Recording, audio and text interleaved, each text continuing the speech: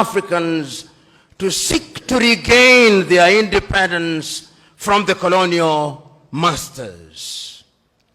Historians will remind us that we were first enslaved, that Africans were taken, and this we seldom say. The first civilization to take Africans out of this continent were the Arabs. And they took Africans from the eastern coast.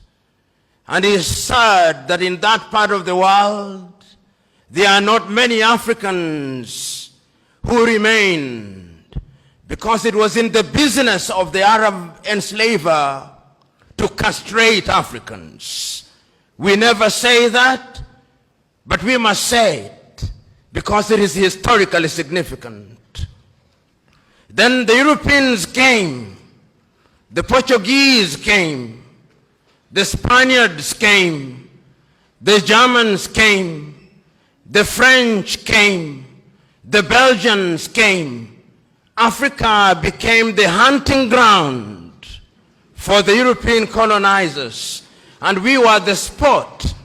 We built, our ancestors built the United States of America. Our ancestors built Europe.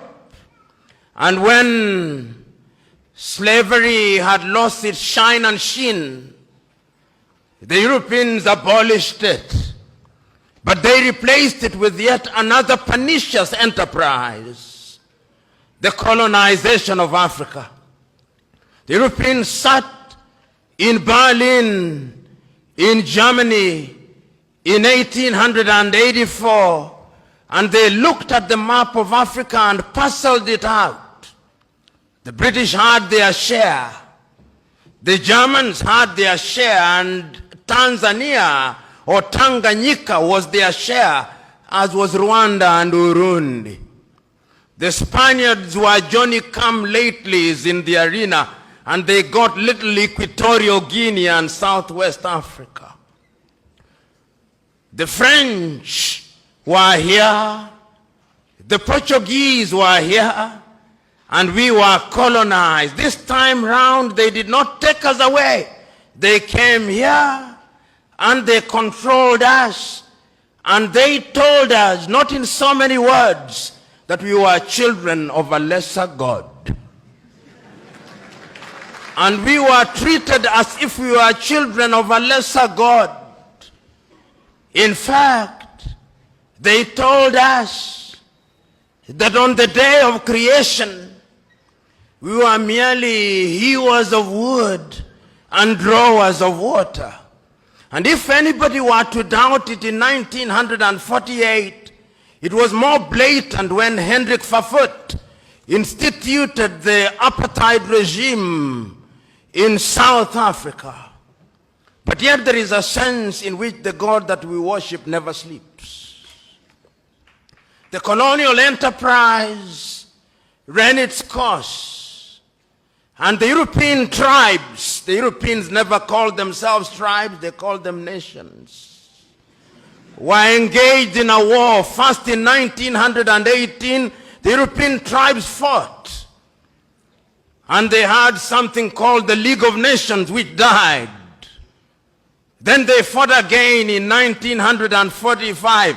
And what is unique about the European nations is that when they are engaged in tribal wars, they call them world wars. So there was another war between 1945, 1939 and 1945, and after that, a new kid on the block, the United States of America, took the lead in saying that colonialism was something that was undesirable. But at that time, Africans were never quiet. Those who had been taken out had already started agitating. Many of us here will remember Marcus Garvey, of whom Bob Marley says, Garvey was a buffalo soldier in the heart of America. And many of us will remember W.E.B. Du Bois. Many of us will remember that they started agitating that Africans must regain their dignity and their independence. And indeed, in 1847, in Liberia, a small group of Africans were brought back in Monrovia, and Liberia became the first independent black nation in the continent of Africa. So soon thereafter in Sierra Leone, they also created yet another colony. But Africa was colonized, except Ethiopia, which they tried to take in 1938 and exiled Professor Dr. Haile Selassie. And unfortunately, they were defeated, as you remember, in the Battle of Adwa. Africa can defeat European tribes. This history is necessary that we are able to appreciate the freedom that we gained. So that Garvey came, W.E.B. Du Bois came, but there was another crop after the 1940s who had had the advantage of European education. And there were people in Europe also who are beginning to recognize that indeed equality was necessary. And this was not anything new. In 1776 in the United States of America, the American state sitting in Philadelphia in the United States of America declared unto themselves that all men are born equal, that they are endowed by their Creator with certain unalienable rights, that among those are life, liberty, and the pursuit of happiness. A few years later in France, after the revolution, they also recognized that we were to be equal, so that the colonized nations which had now taken Africans thought that they were safe. They had taken Leopold Sédar Senghor from Senegal to Paris, and they thought that they were creating a little Frenchman. Little did they know that they were creating somebody who would want to overthrow them. They took Félix Houphouët-Boigny from Côte d'Ivoire, and they thought that they were creating somebody who would be subservient to them.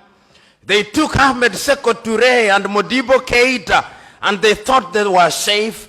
Little did they know that they were creating the future leaders and agitators against French colonization. And it did not stop there. The Portuguese also took Agostinho Neto and Amilcar Cabral and Eduardo Mondlane to Lisbon. Little did they know that those individuals would be the catalyst that would be necessary in the process of decolonization. The British also had their fair share. They took others. They took Mwalimu Kambarage Nyerere, Hastings Kamuzu Banda, Kenneth David Kaunda, and many others to the United Kingdom, Jomo Kenyatta. Little did they know that those would be the individuals who sometimes later, and in Ghana, of course, they took the Osagyefo, Kwame Nkrumah, and in Nigeria they took Dr. Nnamdi Azikiwe, Abubakar Tafawa Balewa, and Sir Ahmadu Bello, the Sultan of Sokoto. There is a sense, therefore, in which these individuals started recognizing that having been enslaved, having been colonized, we now had to liberate ourselves.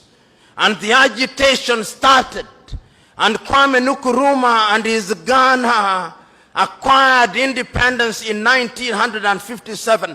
And I still can hear Kwame Nkrumah through the vicissitudes of time saying in Accra, Ghana, that Ghana is free and will never be colonized again. But the freedom of Ghana means nothing if the rest of Africa is not free. I can hear